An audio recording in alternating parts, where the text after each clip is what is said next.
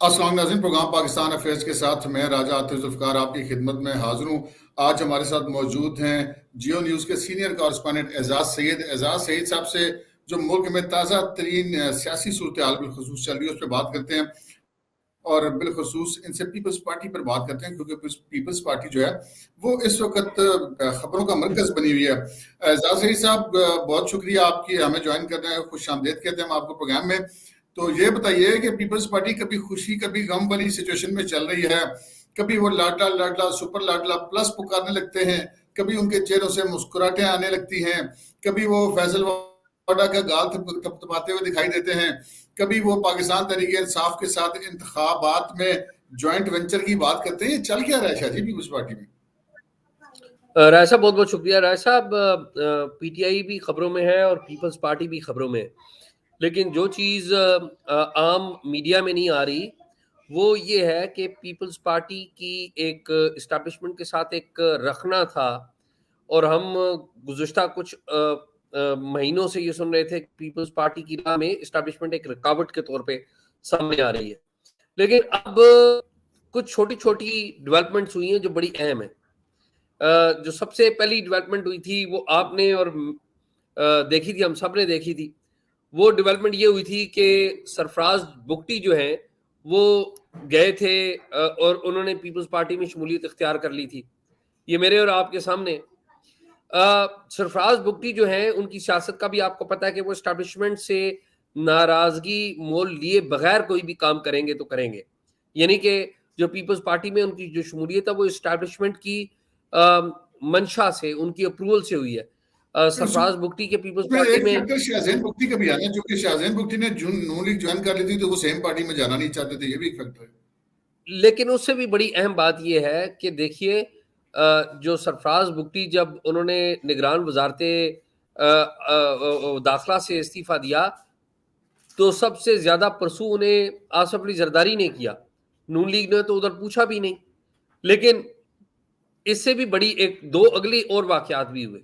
एक ये हुआ कि एक और इस्टेब्लिशमेंट के मंजूर नज़र इस्टेब्लिशमेंट से करीबी ताल्लुक रखने वाले फैसल वाडा वो भी पीपल्स पार्टी में चले गए, और एक और साहब भी हैं जो पीपल्स पार्टी में गए हैं, और वो है डॉक्टर रामेश कुमार। NA 241 कराची से वो इलेक्शन भी लड़ने जा रहे हैं। ये कराची में जनरल सीट से इलेक्शन लड़ने जा रहे हैं। इनका जो ताल्लुक है वो हिंदू पाकिस्तानी कम्युनिटी से है, और जनरल सीट से ये इलेक्शन लड़ने जा रहे हैं। और डॉक्टर रामेश कुमार वो हैं, अगर आपको याद हो कि जब इमरान खान की इस्टेब्लिशमेंट से कुटी हुई थी या नाराजगी हुई थी, तो सबसे पहले जिन लोगों ने इमरान खान के खिलाफ एक्टिविटी का आगाज किया था उनमें डॉक्टर रामेश कुमार जो है वो हरावल दस्ते में शामिल थे। डॉक्टर रामेश कुमार जो है उनका इस्टेब्लिशमेंट से बड़ा बहुत गहरा ताल्लुक है। और अगर आप बैकग्राउंड पे थोड़ा सा और चले जाएं तो आपको याद होगा इमरान खान साहब के दौर में डॉक्टर रामेश कुमार हिंदुस्तान गए थे, और नरेंद्र मोदी जो हिंदुस्तान के प्राइम मिनिस्टर उनकी दावत पे मिले थे उनसे। और ये सब कुछ जाहिर है पाकिस्तान की इस्टेब्लिशमेंट से अप्रूवल के बगैर वो नहीं कर सकते थे, जाहिर है उन्होंने वो किया। तो अब शाह जी ये तो ठीक है, इस्टेब्लिशमेंट के, लेकिन क्या फैसल वाडा बाकायदा पीपल्स पार्टी में शामिल हो गए हैं? क्योंकि मेरे पास तो ऐसी इतला नहीं है कि उनके वो पीपल्स पार्टी में शामिल हुए हैं। देखिए वो पीपल्स पार्टी में शामिल हुए या नहीं हुए, ये बात अहम है कि वो पीपल्स पार्टी के साथ खड़े हो गए। क्या वो नून लीग के साथ खड़े हुए या किसी और जमात के साथ खड़े हुए? तो वो पीपल्स पार्टी के साथ खड़े हो गए हैं। आसफ जरदारी के साथ उनका मिलना, पीपल्स पार्टी की तरफ से उनकी तस्वीर शाह जी जारी एक करना, रामेश कुमार तो शामिल हो मेरे गए, ये मैं पास मालूमात आपको दे रहा मेरे पास जो इन्फॉर्मेशन है वो इससे बिल्कुल आप मुतजाद है। मेरे पास ये इन्फॉर्मेशन है कि वो मिले हैं आसिफ जरदारी साहब से, और वो मैसेज लेके गए हैं इस्टेब्लिशमेंट का, और आसिफ जरदारी साहब से उस मैसेज के जरिए खफगी का इजहार किया गया। अब ये बिल्कुल उलट उस सारी सिनेरियो की खबर है जो मेरे पास है। और ये भी कहा गया कि आसिफ जरदारी साहब ने फैसल वाडा को कहा कि आप पीपल्स पार्टी में आ जाए, तो फैसल वाडा ने कहा कि नहीं, मैं किसी पार्टी के डिसिप्लिन में अब नहीं आना चाहता। मतलब ये इन्फॉर्मेशन मेरे पास है, लेकिन जो आप बात कर रहे हैं वो इससे बिल्कुल मुख्तलिफ है। अच्छा, ये जो मैं आपकी मालूमात को चैलेंज नहीं करता, और मुझे पता है आपकी मालूमात जो है वो बड़ी क्रेडिबल होती हैं और ऐसी ही होगी जो आप कह रहे हैं। लेकिन मेरा सवाल अभी भी बाकी है। चले मान लिया फैसल वाडा नहीं शामिल हुए, डॉक्टर रामेश कुमार का सारी दुनिया को पता है कि वो इस्टेब्लिशमेंट के बहुत करीबी हैं, बल्कि अभी वो किसी जमात में शामिल नहीं हुए थे तो इस बात के तजिए किए जा रहे थे कि डॉक्टर रामेश कुमार हो गया, लियाकत जतोई हो गया, अरबाब गुलाम रहीम जो है वो हो गए, ये जिन जमातों में जाएंगे, अगर ये पीपल्स पार्टी मुखालिफ इत्तेहाद में जाते हैं तो उसका मतलब है कि ये इस्टेब्लिशमेंट की अप्रूवल लेके जाएंगे, और अगर ये पीपल्स पार्टी में शामिल हो जाते हैं तो इसका मतलब है कि इस्टेब्लिशमेंट को कोई पीपल्स पार्टी के ऊपर कोई एतराज नहीं है, या कोई जो नाराजगी की जो कैफियत बनी हुई थी या एतराज आ रहा था वो नहीं है। तो डॉक्टर रामेश कुमार और जो सरफराज भुगटे हैं वो तो हमारे सामने है ना, कि आपको भी पता है कि सरफराज इस्टेब्लिशमेंट के बहुत करीबी हैं।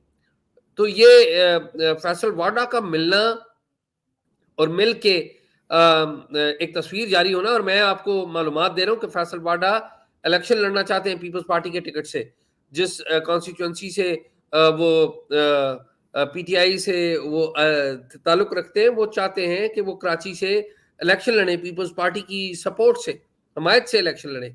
तो मेरे पास मुख्तलिफ मालूमात है, तो जो मालूमात आपके पास है मैं उनकी बिल्कुल चैलेंज नहीं करता, वो दुरुस्त होंगी, लेकिन जो दूसरे दो इंडेक्स हैं, दूसरे दो इशारे हैं, इनके सरफराज और रामेश, वो डिफरेंट है। अच्छा, इसमें जो आपकी बात है उसको तो सपोर्ट करती है, जो कल पीएमएलएन के 3 लोगों ने प्रेस कॉन्फ्रेंस की, वो बड़े गुस्से में थे। उससे तो लगता है कि जो आपकी इंफॉर्मेशन है वो ठीक है, उस पर मुस्लिम लीग नून का गुस्सा आना उनका बनता है। लेकिन जो मेरे पास इंफॉर्मेशन है वो उसका भी एक लिंक निकलता है। वो कैसे निकलता है? वो ऐसे निकलता है कि जो पीपल्स पार्टी अब बात करी ना पीटीआई के साथ ज्वाइंट वेंचर की, ये इस्टेब्लिशमेंट के उस मैसेज का जवाब है जो कि नापसंदीदी का दिया गया। तो उनको ये जवाब दिया गया है कि जी आप अगर इस तरह करेंगे तो फिर हमारे पास ये ऑप्शन भी है। तो ये भी एक पहलू है, इसको भी देखना चाहिए। राय साहब, मैं आपको एक बात बताऊं, पीपल्स पार्टी को मैं रिपोर्ट करता रहा हूं, आप भी जानते हैं और आप भी इन पेचीदगियों को बड़े अच्छे तरीके से जानते हैं। बिलावल भी और आसफ अली जरदारी भी किसी ऐसी चीज के करीब नहीं जाएंगे जो एंटी स्टैब्लिशमेंट हो। वो पीटीआई या इमरान खान से लाक नहीं करना चाहते, वो बिल्कुल नहीं करना चाहते, लेकिन वो पीटीआई और इमरान खान के वोट जरूर लेना चाहते हैं। और इस बात का इस्टेब्लिशमेंट को भी पता है कि वो वोट लेने के लिए, मुझे बताए ना, बिलावल ने जरा ही थोड़ी बात की, कोई ऐसी बात जो कि इस्टेब्लिशमेंट को नागवार लग सकती थी, तो पीछे से किसने बिलावल की जो डोरे हैं, वो तनाबे हैं, वो खींची? वो आसफ अली जरदारी थे।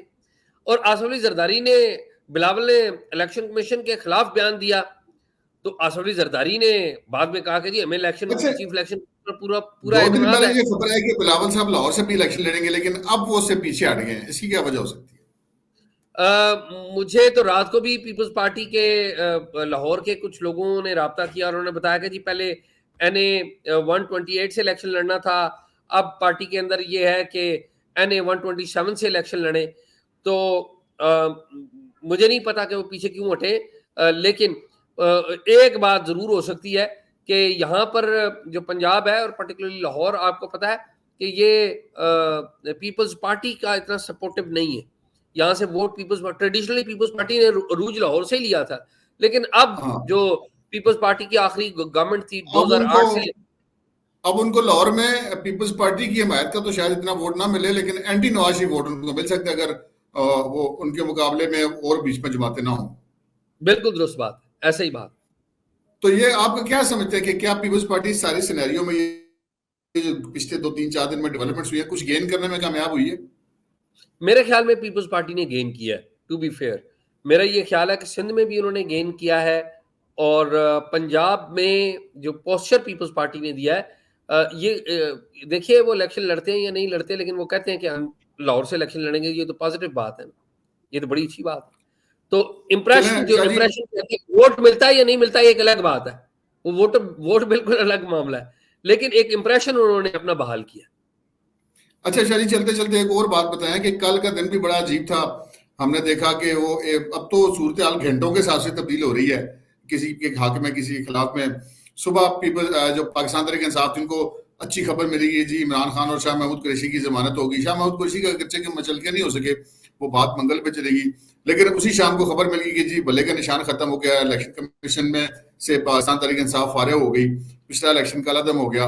तो अब आपको क्या नजर आ रहा है कि क्या जो अदालतें मौजूदा जो उनकी रंग ढंग है, क्या पाकिस्तान तहरीक इंसाफ को बल्ले का निशान मिल जाएगा वापस, और क्या इमरान खान की जो नहली की दरख्वास्त जो है वो बहाल करने के लिए, नहली खत्म करने के लिए हाई कोर्ट से रिजेक्ट हुई, इस्लामाबाद से सुप्रीम कोर्ट में हो गए, तो क्या वहां से सुप्रीम कोर्ट से उस मामले में इनको रिलीफ मिल जाएगा आपके अंदाजे में? ऐसा मेरे इल्म में नहीं है कि ये रिलीफ मिलेगा या नहीं मिलेगा रिलीफ।